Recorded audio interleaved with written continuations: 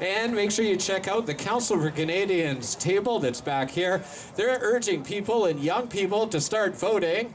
Remember, if we get involved with the process changes, right?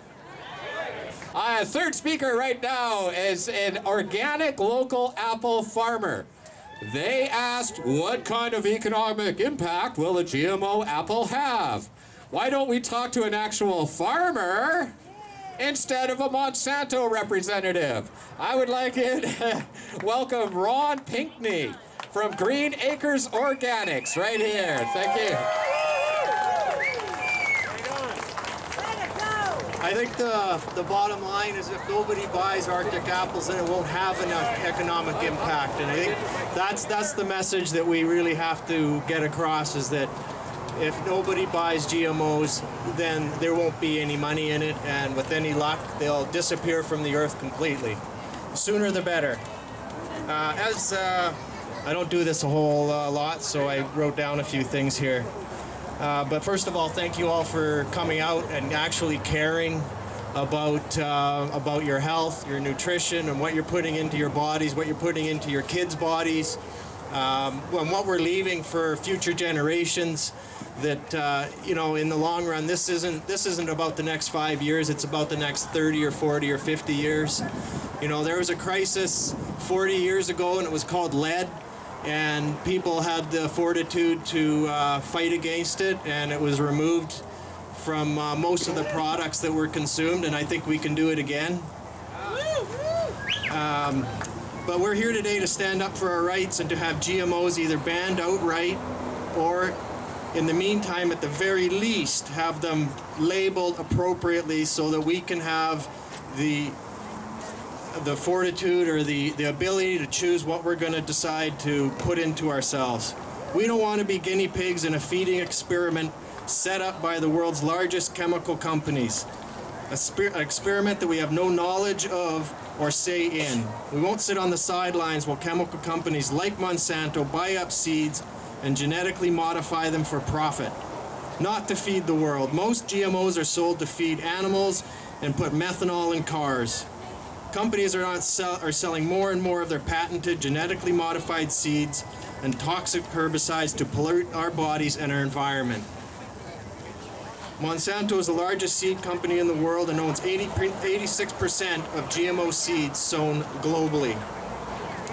Not to mention the herbicides and pesticides that they sell to go along with them. We are here to support farmers, the people who grow our food and keep us healthy. Monsanto patents seeds, then sues farmers who accidentally get Monsanto's patented genetically modified crops growing in their fields because of wind drift, and then put these farmers out of business. I think we need to stand up and protect ethical, idealistic farmers who are trying to grow food the way it should be grown, in a way that keeps us healthy and is sustainable. The safety of GMO foods is unproven, and mounting evidence shows that these foods pose legitimate health concerns and environmental damage. Most developed nations have policies requiring mandatory labeling of GMO foods. Some countries have issued bans on GMO food production and imports.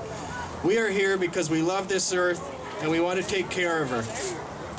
The Arctic apple is the first GMO-approved apple by Health Canada.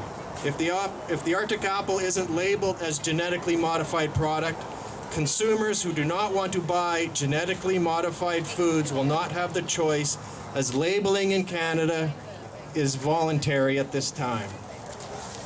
The concern for me as a farmer is there will be contamination from genetically engineered apples. The Arctic apple is a new generation of genetic engineering. These could cross-pollinate with other apple varieties in the future. In the past decade, cross-pollination of Arctic apple varieties with non-GMO varieties has not occurred, according to Okanagan Specialty Fruits. This does not mean that it will not happen in the future. Cross-pollination is a natural occurrence. It happens every year in my orchard and has for the last 20 years, and it has for the last 200,000 years, and it's not going to change because trees don't know that the apple tree beside them in the next orchard has been genetically modified, and it will have an enormous impact on future crops. The only way to get rid of GMO is not to buy it, in my opinion. That is why we want our food labeled. Our food is labeled so we can have a choice when we want to purchase or not. As I said, the best case scenario is that we stop buying all GMO products developed by Monsanto, Bayer, any one of these companies that are only interested in what they can get out of your pocket. I think this is the best way it will work, because this is all profit driven. Take away the profit and you take away the drive. Let's reclaim our food system by telling companies to sell food with only non-GMO, organic, sustainable, and local ingredients as it was meant to be. Thank you.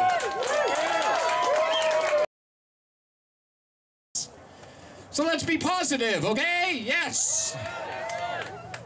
Right now, we've got a really special treat for you. We have a quick speaker here, Mr. Allan Patton. For the past 14 years, Allan's been involved politically with the BC Tree Fruits Growers Association and elected in local government. The fruit growers asked regional districts to consider supporting the denial of registering the Arctic apple. It was Allan, in his local capacity, who took this issue to the regional district board. Then the Union of BC Municipalities, and then he finally went to the Federation of Canadian Municipalities for several consecutive years to get the rejection of the GMO food product registration. Now, did the government listen to him? No! He just happens to be a specialist in these things. So we would like to really warmly welcome Allan Patton to the microphone.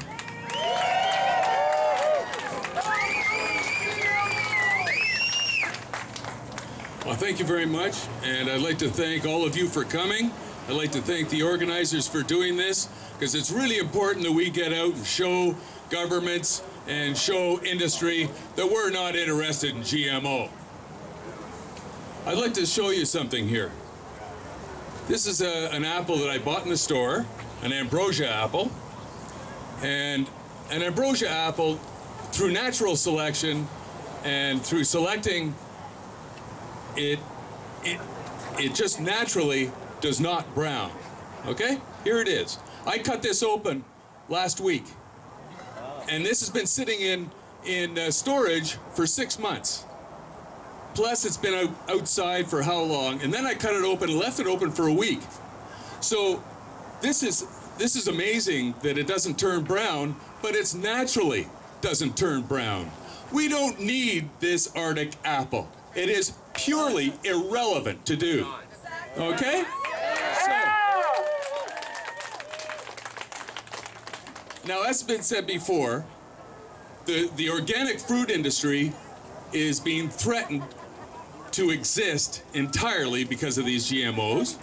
Our markets for conventional growers and organic growers are put at big-time risk because we are now going to be known as a GMO growing district. Yeah, that's just wrong.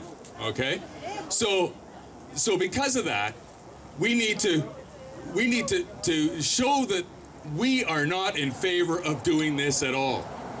This is the public doesn't want it. You heard the introduction there. I brought that motion to the UBCM, and that motion stated to ban the import, export, and domestic production of GM tree fruits. The next year it was ban all GE products, including animal feed, and both times it passed at the Union of BC Municipalities without any problem at all. Okay? So local government doesn't want it. The public doesn't want it. The farm associations, the BCFGA, and other farm associations have said they don't want it. But the government, with their fanatic corporate agenda, has steamrolled over us and said we're going to have it anyway. And that is wrong. Fascism! Now, Now I'm a little afraid of labeling because I'm in the same boat as my friend here with the organic orchard. I'm a conventional orchardist, but he's right. It's bees aren't really the ones that contaminate our orchards. It's beekeepers, because they take the bees up and down the whole valley. In 1 year, the whole valley is potentially contaminated. Okay? Now, I didn't get into business to grow GE apples or to have seeds in my apples, GE. So nobody's asked my permission. And the customers that buy my fruit, I don't want them to be I don't want to be selling to them GE apples. It's completely wrong. Okay? They have steamrolled over us in putting this GE stuff in our food without our permission. No consultation, no education, just screw you, the corporate agenda is where we're going, and you don't have to like it or not. And that is wrong.